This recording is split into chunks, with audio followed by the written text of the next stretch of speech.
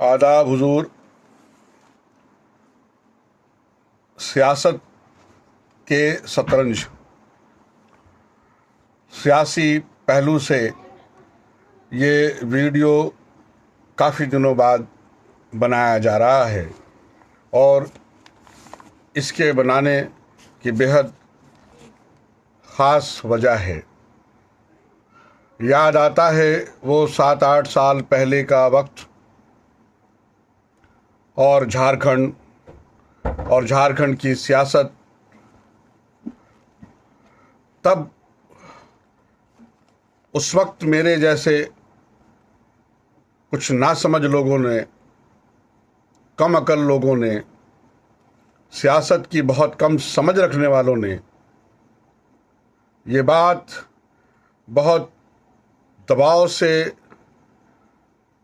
और बहुत विस्तार और फैलाव से दिल्ली में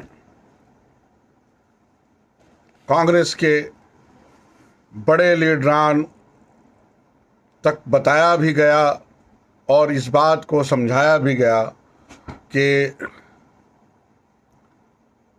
झारखंड में जेएमएम के बगैर आपके सत्ता में आने के इम्कानात कम ही नहीं नगण्य हैं, सिफर हैं, ज़ीरो है। और उसके वजूहात के तौर पे सारी बातें तरतीब से बताई गई और ये भी बताया गया कि झारखंड के बाद में आने वाले जो हीरो हैं वो हेमंत सोरेन जी भी हो सकते हैं। नए लीडरशिप आपको कबूल करना पड़ेगा। लेकिन उस वक्त ना जाने यहाँ से कौन लोग थे।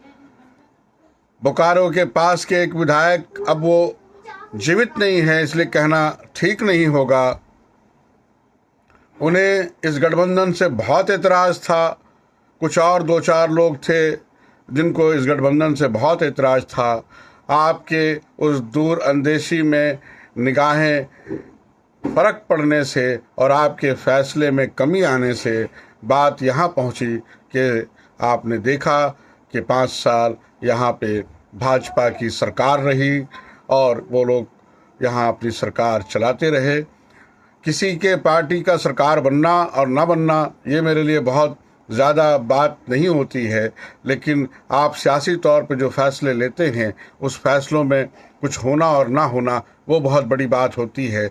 आखिरकार कांग्रेस पार्टी को ये बात माननी पड़ी कि हमें झारखंड में जेएमएम के साथ ही जाना चाहिए, राजद के साथ जाना चाहिए, क्योंकि यहाँ सेकुलर वोटों का बिखराव हो रहा है और दूसरी सोच रखने वाले, समझ रखने वाले जो विचारधारा के लोग हैं उनकी एक जमाव है और इस जमाव और बिखराव के बीच में जाहिर है जीत उनकी होनी है। लोकतंत्र में लोकमत को गिना जाता है। लेकिन यहाँ पे जो अक्सर व बेशतर थोड़ी गलतियाँ रहती हैं और जो गलतियाँ हो जाती हैं वो बड़ा दुखदाई भी है और लोकतंत्र के लिए ख़तरनाक भी। मैंने बारहा बड़े लीडरों से बड़े दबे लहज़ों में कहा कि आप जब तक मुसलमान करते रहेंगे, मुसलमानों का तो फ़ायदा होना नहीं है और ना होगा, क्योंकि उस कौम की तकदीर ही नहीं बदली कभी जिस कौम ने खुद अपनी तकदीर को बदलने का फ़ैसला नहीं लिया हो। इसलिए मुझे आपके उस दिखावे और उस बातों में जो भी सियासी तौर पर नुकसानात नज़र आते हैं, मैं कहता हूँ, हम कहते हैं कि अगर वो राम राम कह रहे हैं तो आप भी जय श्री राम, जय श्री राम, जय सिया राम करें, हर हर महादेव करें। इसलिए कि आप एक चीज़ समझ लें कि डेमोक्रेसी में जो वोट्स की गिनती है वो बड़ी गिनती है और हम माइनॉरिटीज़ में हैं, ये भी हमें मानना होगा। और माइनॉरिटीज़ के वोट से सिर्फ आप अगर कुछ ख़ास सीटों में जीत हासिल कर लेते हैं तो ये ठीक नहीं। और लोकतंत्र की एक खूबसूरती और है कि जो बहुसंख्यक लोग हैं, अगर आप उनके मन की बात ना करेंगे, उनके हक की बात नहीं करेंगे तो आप किनके हक की बात करेंगे। यहाँ पे सबसे अच्छी बात यह है जो कांग्रेस ने शुरू में तय रखा था, शुरू के उस वक्तों में जब वो बहुत ही बड़े बहुमत के साथ सत्ता में बनी रहती थी, उसमें उन्होंने ये तय रखा था कि हम सबके हिस्से के बराबर का हिस्सा देंगे। आज भी यही बात होनी चाहिए कि हम माइनॉरिटीज़ को भी माइनॉरिटी का हक देंगे और मेजॉरिटी को भी मेजॉरिटी का हक देंगे। ऐसा नहीं है कि माइनॉरिटी के लिए कुछ स्पेशल काज हो जाएगा और जो बहुसंख्यक लोग हैं उनको अनदेखी कर दिया जाएगा। ऐसे जब साइन जाते हैं तभी उस तरह की पार्टियों को बल मिलता है जो सिर्फ धर्म की राजनीति करना चाहते हैं या सिर्फ अपने सत्ता के लिए इस धर्म का उपयोग करना चाहते हैं। मैं आपको बिल्कुल साफ कर दूं कि मैं किसी पार्टी के साथ या किसी पार्टी के खिलाफ नहीं हूं, लेकिन ख्यालात के मद्देनज़र, अपने पसंद के मद्देनज़र मैं हमेशा से प्योर कांग्रेसी रहा हूं। बिल्कुल जैसे आप कह लें कि इसमें और कोई भी मिलावट नहीं, सिर्फ कांग्रेसी और कांग्रेसी। और कांग्रेसी कैसा कांग्रेसी? वैसा कांग्रेसी जो समझता है कि पूरे देश में हिंदू के साथ मुस्लिम हैं, मुस्लिम के साथ सिख हैं, सिख के साथ ईसाई हैं, ईसाई के साथ आदिवासी हैं, शेड्यूल कास्ट हैं, दलित हैं, मतलब जो लोग भी हैं और जितने रंग भी हैं, ये गुलशन जो बागों के इन फूलों से सजा है, ये सब फूल के रंग मेरे अपने हैं।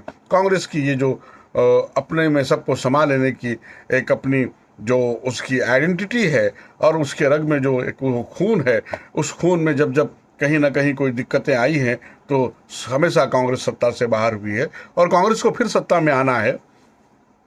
ऐसा नहीं है कि वो सत्ता में वापस नहीं आएंगे, वो वापस आएंगे, लेकिन मुझे लगता है कि कुछ गलतियों से अभी बचना चाहिए। देखिए, मैं तृणमूल कांग्रेस जो आज बंगाल में रूल कर रहे हैं, मैं कहीं ना कहीं उसमें भी कांग्रेस देखता हूँ। आप अब कांग्रेस पार्टी को अपने अंदर झांक के देखना होगा कि उनसे कहाँ गलती हुई। एक वक्त ऐसा था, ममता बनर्जी ने चाहा क्या था आपसे यही चाहा था कि मैं उस स्टेट की लीडर हूं तो मुझे कुछ फ्रीडम दीजिए, मैं वहां के फैसले लूंगी। कभी आपको गौर करना पड़ेगा शरद पवार ने क्या चाहा था आपसे। आज उड़ीसा एक लंबे अरसे से 20 से 25 साल और अब 30 साल के अरसे में वो जाने को है। बीजू पटनायक ने क्या चाहा था? तमाम ये जो अलग अलग लोग हैं जो सीएम बन के आज विराजमान हैं, चाहे वो आंध्र प्रदेश के जगन रेड्डी हों, उड़ीसा के नवीन पटनायक हों, बंगाल के ममता बनर्जी हों, आपने कभी इस पे गौर किया है कि ये लोग सब कांग्रेस से थे और कांग्रेस से इन्हें निकलना क्यों पड़ा? कांग्रेस पार्टी को मैं अपना पैगाम आज इस वीडियो के जरिए पहुंचाना चाहता हूं। अगर ये बात सोनिया गांधी तक पहुंचे तो वो समझें इस बात को कि कांग्रेस, जब चेतन भगत जैसे लोग भी कहते हैं कि कांग्रेस किसी की नहीं सुनते, उनको बहुत अच्छे मशवरे देने का भी कोई मतलब नहीं निकलता। मैं अपनी बात कहने के लिए सिर्फ कह रहा हूं। या और बहुत सारे लोग, चेतन भगत मेरे दोस्तों में है इसलिए मैंने उनका नाम ले लिया, और बहुत सारे लोग इस बात का रोते हैं कि उन्हें बेहतर सलाहें भी पसंद नहीं आती। तो आपको यह समझना होगा कि समय बदल रहा है। आज ऐसा किसी ने सोचा होगा कि बंगाल में वाम फ्रंट 0 और कांग्रेस 0 पे जाएंगे? विधानसभा में 200 मान में 94 की जिस असेंबली में सीट हो, तो इन बातों पे गौर करना होगा। और ये वीडियो इसलिए भी बनाना बहुत ख़ास हो गया कि अभी झारखंड में, और झारखंड ये मेरा स्टेट है और हर एक शख्स को अपने ज़मीन से, अपने इलाके से बहुत लगाव और मोहब्बत होती है और होनी चाहिए।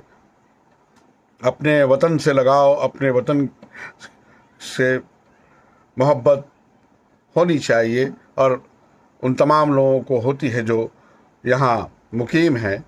कांग्रेस के अल्पसंख्यक विभाग के राष्ट्रीय अध्यक्ष और मशहूर शायर इमरान प्रतापगढ़ी, वैसे मशहूर क्या होता है, सारे लोग मशहूर हैं, उनसे भी बहुत बड़े बड़े लोग मशहूर हैं।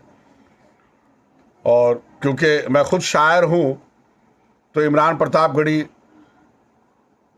ठीक है, अच्छे परफॉर्मर हैं वो, शायरी के लिहाज से उनकी शायरी तुकबंदी के दायरे में और जुमरे में आती है। कुछ थोड़ी बहुत अच्छी शायरी भी है, कुछ अच्छे इशार अच्छे लगते हैं, हम जैसे लोग भी तारीफ़ करते हैं। कई बार उनके साथ स्टेज पे मुशायरों में रहना हुआ है और मुलाकातें रही हैं। बहरहाल ये तो ज़ाती बात हो गई, लेकिन वो कांग्रेस के अल्पसंख्यक विभाग के राष्ट्रीय अध्यक्ष हैं। इस बात को ध्यान रखा जाना चाहिए।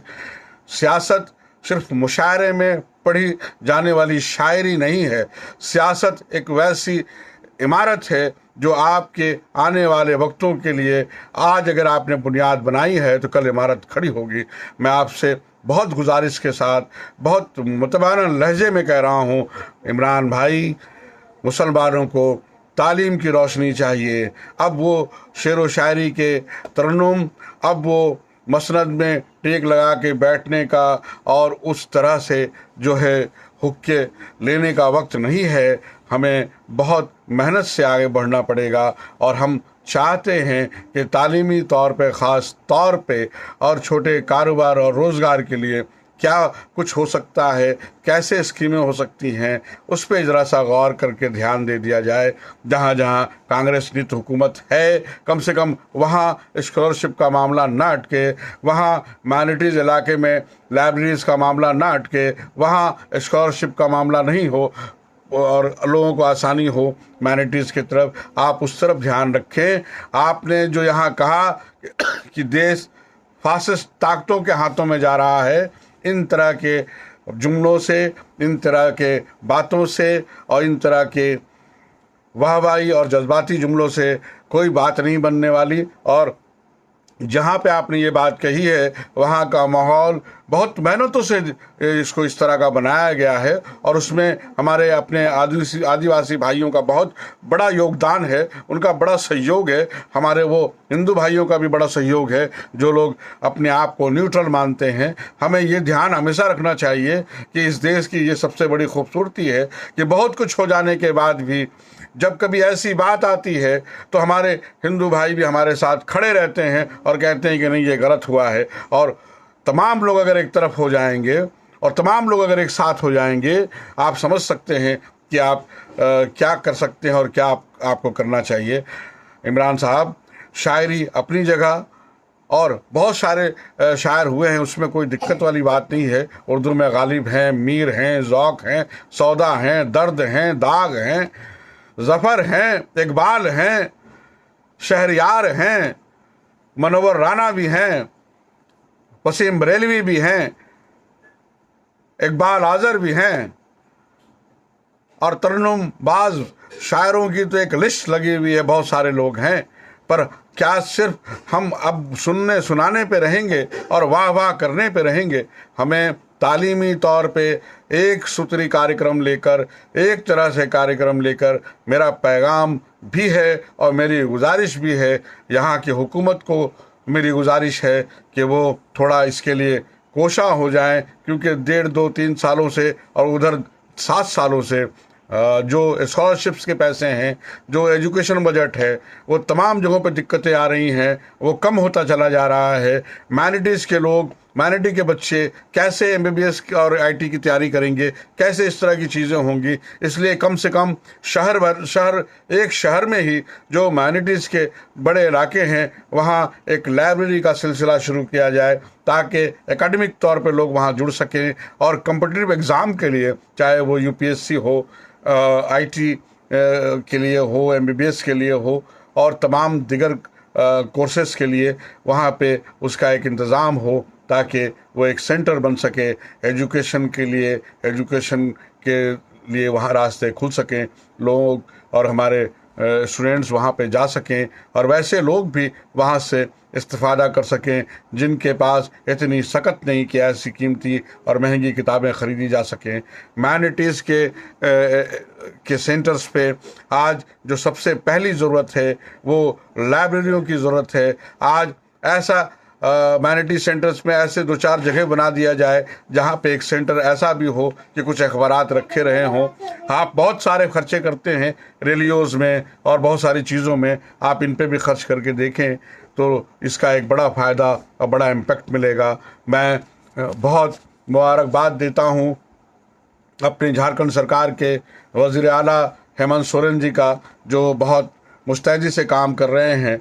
और कभी एक पैगाम हम लोगों ने उन तक पहुंचाया था, जब वो CM बने तो उन्होंने वो पैगाम औरों तक पहुंचाया और उन्होंने कहा कि आप जब मुझसे मिलने आएँ तो किताबों का तोहफ़ा लेकर आया कीजिए, मुझे खुशी होगी।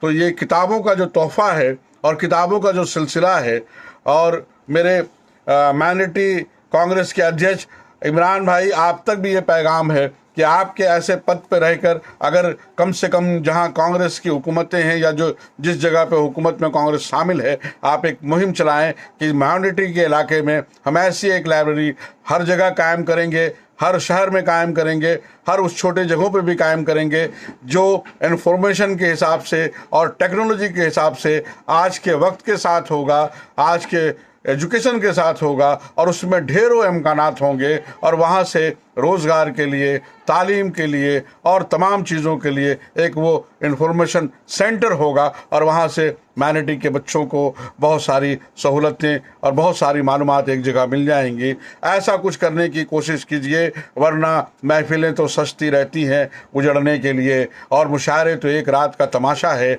हम ऐसी कौम अभी नहीं बन पाए हैं जिन्हें भरे पेट के साथ वाह वाह के लिए, लुत्फ के लिए, एंजॉय के लिए शेर सुनना है। वो भी अपनी जगह बहुत दुरुस्त बात है, क्योंकि बजाते खुद शहाब अख्तर एक शायर है। मैं शायरी पे कोई सवाल नहीं खड़ा कर रहा हूँ, लेकिन वक्त और इस वक्त का जो तकाजा है वो यही है कि हम अपने तमाम माइनॉरिटीज़ के लिए पूरे मुल्क में ये कोशिश करें और ये मुहिम चलाएं कि तालीम के साथ जुड़ाव कैसे होगा, किताबों के साथ हम कैसे आगे जाएंगे, और कैसे हम कंपटीशन में, एजुकेशन में कंधे से कंधे मिलाकर उन तमाम दूसरे लोगों के साथ हम जाएंगे। हम अपने हक को तो मांगते हमेशा हैं, हमें अब अपना काम भी करने के लिए तैयार रहना चाहिए, हमें अपने लिए भी कुछ सोचना चाहिए, और ये तमाम रास्ते जो हमारे तकलीफ़ों के हैं, अंधेरों के हैं, पस्ती के हैं, ये तालीम के रोशनी से बिल्कुल दूर हो जाना है और बिल्कुल अंधेरा छट जाना है। तो मेरी गुजारिश कांग्रेस के आला कमान से भी, कांग्रेस के माइनॉरिटी जो अध्यक्ष हैं उनसे भी, और तमाम उन सरकारों से भी जो माइनॉरिटीज़ की बात ना उठाएं, लेकिन जब सरकार हैं तो मुझे तो उनसे गुजारिश करनी है। मैं उनसे भी कहूँगा कि माइनॉरिटीज़ को आप कुछ और ना दें, लेकिन तालीमी तौर पे जो राहें आसान कर दें, और उसके स्कॉलरशिप से लेकर कुछ और चीज़ें भी अगर आप कर देते हैं तो ये एक ऐसे तबके का जो इस मुल्क में एक बड़ा हिस्सा है, उसकी सोच को बदलेगा, उसके समझ को बदलेगा, उसके तरीक़ों को बदलेगा, उसके एफर्ट को बदलेगा। और आप यकीन जानिए ये तबका बहुत लेबोरियस है, बहुत मेहनती है, बहुत ज़हीन है, बहुत जीनियस है, बस मौके की तलाश है। अगर इसे ट्रैक मिल गया तो ये अपनी उड़ान बहुत तेज़ उड़ाएगा। और मुझे कहने में कहीं कोई गुरेज नहीं है कि भारत को अगर लीडर और गुरु बनना है विश्व का, तो आपको इस बड़े आबादी जो माइनॉरिटीज़ की है, यानी कि मुसलमानों को भी साथ लेके चलना पड़ेगा, सिखों को भी साथ लेके चलना पड़ेगा, जैनों को भी साथ लेके चलना पड़ेगा, ईसाइयों को भी साथ लेके चलना पड़ेगा, आदिवासियों और दलितों को भी साथ लेके चलना पड़ेगा। आप तमाम लोगों को जब तक साथ नहीं लेंगे, एक बड़ा विकास नहीं हो पाएगा, एक बड़ी लीडरशिप नहीं बन पाएगी, एक मजबूत और बहुत बड़ा और बहुत भरपूर देश नहीं बन पाएगा। चलिए, अब बहुत सारी बातें हो गई हैं, लेकिन आखिर में मेरी बात वहीं पे है कि कैसे आप किताबों के ज़रिया, तालीम के ज़रिया, एजुकेशन के ज़रिया आप इन तमाम अंधेरों को रोशनी में बदल सकते हैं। ऐसी कोशिश हो तो ऐसी सरकारें भी मजबूत होती हैं, और सरकारें मजबूत रहें न रहें, लेकिन देश बहुत मजबूत होता है, और वक्त बदलता है, लोगों के हालात अच्छे होते हैं और समझ अच्छी होती है, उससे समाज बेहतर बनता है। और जितनी तालीम बढ़ेगी उससे जो है क्राइम और दीगर चीज़ें कम होती चली जाएंगी। ऐसा तमाम दुनिया में लोगों का मानना है, और मेरा खुद का भी मानना है। आइए किताब दोस्ती के तहत किताब के पैगाम को आम करें। लाइब्रेरी को पूरे मुल्क में शहर शहर जहाँ जहाँ मौका ऐसा हो और जहाँ इस तरह के तालिब इल्म हो, इसे कायम किया जाए। कहीं कहीं सरकारी तौर पे और नहीं तो आवामी तौर पे भी ये किया जा सकता है। हम इतने सारे इवेंट्स करते हैं, इतने सारे पैसे खर्च कर सकते हैं, तो क्या आपस में मिलकर जगह जगह इस तरह की लाइब्रेरीज़ हम नहीं बना सकते हैं? बिल्कुल बना सकते हैं। बात सिर्फ कोशिश की है, बात सिर्फ समझ की है, और कहीं ना कहीं एकजुटता की है। हम एक जगह हों और अपने हालात को बदलने के लिए अगर तैयार हों तो हालात भी बदलेंगे, वक्त भी बदलेगा, और तमाम चीज़ें भी बदलेंगी। इससे हमें भी और देश को भी फ़ायदा पहुंचेगा। मैं शहाब अख्तर, शायरी का मुदीर, झरिया, धनबाद, झारखंड से। खुदा हाफिज़।